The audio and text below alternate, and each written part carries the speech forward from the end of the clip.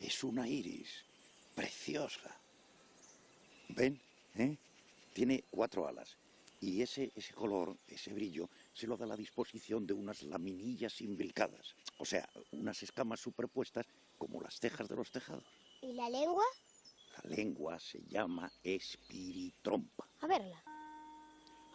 Es una iris preciosa. ¿Ven? ¿Eh? Tiene 4 alas. Y ese color, ese brillo, se lo da la disposición de unas laminillas imbricadas. O sea, unas escamas superpuestas como las tejas de los tejados. ¿Y la lengua?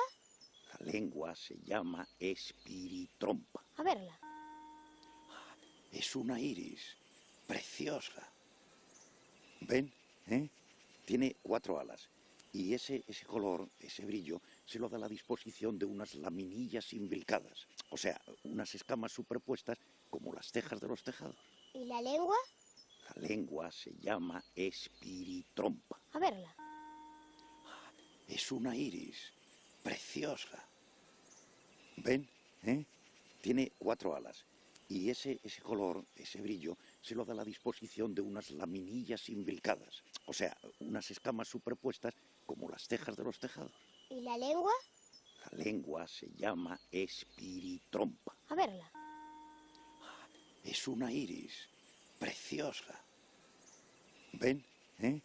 Tiene 4 alas.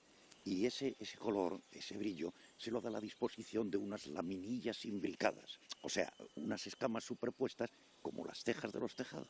¿Y la lengua? La lengua se llama espiritrompa. A verla.